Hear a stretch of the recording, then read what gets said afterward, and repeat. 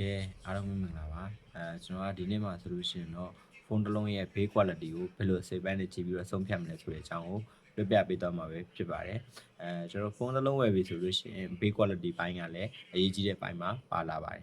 build quality ကိုကြည့်မယ်ဆိုလို့ရှိရင်သူ့ရဲ့ build bound build frame တွေကကျွန်တော်ဘာနဲ့အသုံးပြုပေးထားရလဲဥပမာ metal လား plastic လားအဲ့ဒါတွေတစ်ချက်ကြည့်လို့ရမယ်ပြီးလို့ရှိရင်နောက်ဘက်ကြောဘက်မှာသုံးပေးထားတဲ့အသားကကျွန်တော် plastic လား glass လားအဲ့လိုမျိုးပုံစံမျိုးတွေကြည့်လို့ရတယ်ပြီးလို့ရှိရင်ကျွန်တော်ရှေ့မှာသုံးပေးထားတဲ့မှန်သားပိုင်းကဘာမှန်သားမျိုးစသုံးပေးထားလဲအခုနောက်ပိုင်းဆိုလို့ရှိရင်တော့ Corning Cordia glass battered တို့ဆိုလို့ရှိရင်တော့အဆင်ပြေတဲ့အထက်မှာပါတယ်ပေါ့နော်အဲ့လိုမှန်သားပိုင်းတွေဆိုလို့ရှိရင်တော်တော်လေးမှ build quality ကောင်းတယ်လို့ပြောလို့ရတယ်နောက်တစ်ခုကကျတော့ဘယ်ပိုင်းကိုပြန်ကြည့်မလဲဆိုလို့ရှိရင် IP rating ပိုင်း IP rating ပိုင်းမှာဆိုလို့ရှိရင်ကျွန်တော် IP68 79လောက်ပါမယ်ဆိုလို့ရှိရင်တော့ဒါ build quality ကောင်းတဲ့ဖုန်းတစ်လုံးလို့ပြောလို့ရတယ်ပေါ့နော်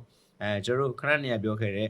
ဖုန်းတော်များများမှာဆိုလို့ရှိရင်သူ့ရဲ့ဘေးပေါင်ဘေး frame တွေဆိုလို့ရှိရင် plastic frame သုံးကြများတယ်အဲ့ကောင်နေရာမှာကျွန်တော် metal frame တွေပါတယ်ဆိုလို့ရှိရင်တော့သုံးရတာပို့ပြီးတော့ကြစ်လက်ပေါ့ပါတယ်ကိုင်းရတာပို့ပြီးတော့ hand feeling ပိုကောင်းတယ်ပေါ့နော် aluminum တို့ stainless တို့အဲ့ဒါတွေကတော့အသုံးများတယ်နောက်ဘက်မှာဆိုလို့ရှိရင်လည်းကျွန်တော်တို့ memory ဖုန်းတွေတော်တော်များများမှာဆိုလို့ရှိရင်တော့ plastic သုံးထားရဆိုပေမဲ့ပေါ့နော်ကျွန်တော်တို့သုံးရတာတော်တော်လေးကောင်းတဲ့ထဲမှာတော့ပါတယ်ပေါ့နော်ပြီးလို့ရှိရင်အခု flagship phone တော်တော်များများမှာတော့ glass ကိုသုံးလာကြတယ်ပေါ့နော်glass ဆိုရင်တော့ပိုကောင်းတာပေါ့ကိုင်ရတာလည်းပိုကောင်းတယ်ပြီးလို့ရှိရင်ကြည့်ရတာလည်း flagship ဆန်တယ်ဆိုတဲ့ခံစားချက်ကိုပေးတယ်ဒါကတော့ build quality ဘိုင်းနဲ့ပတ်သက်ပြီးတော့အချင်းချင်းပြောပြပေးသွားပဲဖြစ်ပါတယ်နောက်ဗီဒီယိုတွေမှာပြန်တွေ့ကြပါ bye bye